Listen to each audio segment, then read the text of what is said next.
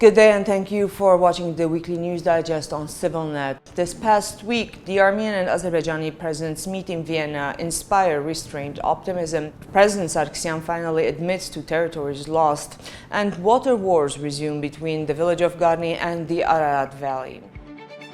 On May 16, Armenian President Sargsyan and his Azerbaijani counterpart met in Vienna. The meeting was the first after the resumption of armed hostilities in Nagorno Karabakh and was mediated by the foreign ministers of the OSCE Minsk group and took place with the participation of the Russian Foreign Minister Sergei Lavrov, U.S. Secretary of State John Kerry, Secretary European Affairs of France Harlem Désiré, foreign ministers of Armenia and Azerbaijan, the OSCE Minsk group co-chairman, and the personal representative of the OSCE chairman in office, Andrei Kaspershik, were also in attendance. Generally, the meeting has been described by the international community as a right step in the right direction and as inspiring a reserved sense of optimism.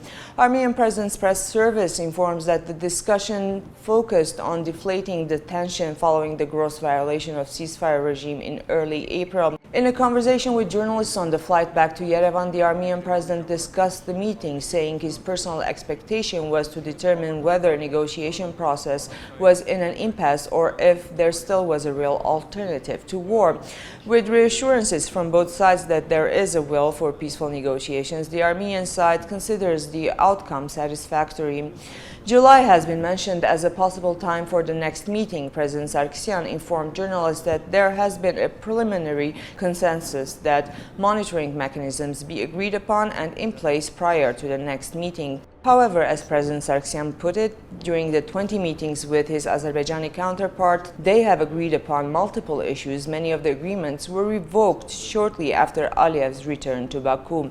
Sargsyan's interview was also significant in that official Yerevan, for the first time since the April 2nd escalation, admitted to losing 800 hectares of land, which the president insists is not significant in relation to the 800,000 hectares of security zone between Nagorno Karabakh and Azerbaijan.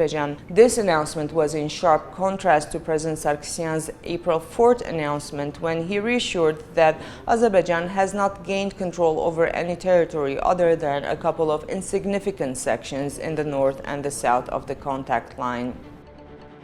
This past month, we've visited the contact line ourselves. Please take a look. Հարցակում գրողը սկսել են իրանք ամբողջ գծով էլի։ Այդ գծով գրելու ժամանակ թե իրանց ռետան աշխատե, թե դիվերսիոն խմբերը աշխատել, հակառակորդի էլիտար ստորաբաժանումներ են աշխատել, բայց ասեմ, որ էլիտար ստորաբաժանը 70%-ը վերացել է իրանց։ Ու սենց այս ամբողջ տարածքով, ամբողջ գծով մեր հյուսիսային կողմից մինչև հարավ-արևելյան ամբողջ լինիայով հարձակվել են իրանք։ Վերցրել են սկզբից մի քանի պոստման, բայց էլի մենք հակագրողով, տանկերով ու մեր հետևակով ամեն ինչով վերցրել ենք։ Մենք նորից հետ ենք վերցրել մի քանի պոստ, բայց դեռ մի քանի պոստ էլ իրենց մոտ է։ To a reporter's question whether the April war raised internal questions in Armenia like state spendings and corruption, President Sargsyan reassured that economic budgetary expenditure and the fight against corruption have always been on his agenda.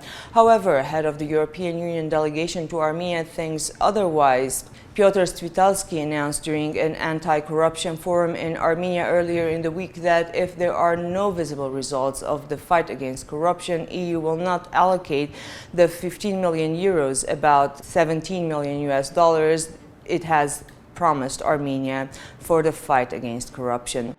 The Armenian government has finally decided to optimize the state machine. With the request of the Prime Minister, ministries are looking at ways to cut back at expenditures. Minister of Labor and Social Affairs, Artem Asatryan, for example, says he is not sure how many positions will be eliminated from the ministry, but the ministry is giving up 41 service cars.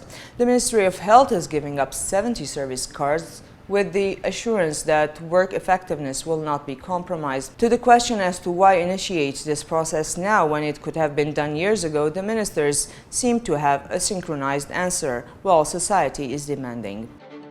Russian Foreign Minister Dmitry Medvedev is in Yerevan again for what he calls his second trip to the Armenian capital in about a month, and an indication of close Armenian-Russian ties. Medvedev is in Yerevan to take part in the Eurasian Intergovernmental Economic Summit. The Russian premier reassured that Russia is following the situation in Nagorno Karabakh closely and will continue to do anything in its power to facilitate a resolution. On Wednesday, the Chilean Chamber of Deputies reaffirmed its commitment to peace and urged the Republic of Azerbaijan to immediately cease all acts of war against the Republic of Nagorno Karabakh and to strictly observe the truce signed by both countries in 1994. This resolution passed unanimously despite pressures from the ambassador of Turkey in Chile. And on May 16, the Armenian National Assembly, with 12 votes in favor, 0 against, and 0 abstention, rejected including the notion proposing the recognition of the Artsakh Republic in its agenda, believing that the recognition of the Republic of Nagorno Karabakh should be a last resort at this stage and might hinder the negotiations process. 5 of the 6 parties presented in the National Assembly did not attend the May 16th session. Only the Armenian Revolutionary Federation faction voted in favor.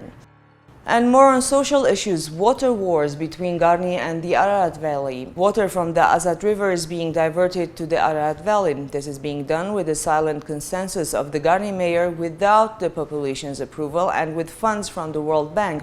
Protests started months ago and the process stopped temporarily only to be resumed. Once again, residents have blocked the road to one of Armenia's most touristic sites, Garni, and are demanding that the riverbank be left untouched and their water be left for themselves as the area itself has shortage of irrigation water in the summer months. A little about culture, the Kafesyan Center has unveiled a fresco which has remained unfinished for about 30 years, but still presents a transition in Armenian history. Artashes Hovsepian was asked to start this mural as part of the Cascade complex and worked on it for 4 years. However, times changed and the mural was never finished. The 85-year-old sculptor, who is also the author of the well-known Tamanyan statue and many other frescoes adorning Yerevan landmarks, was present at the event. That was all for this week. Thank you for joining us. See you in a week.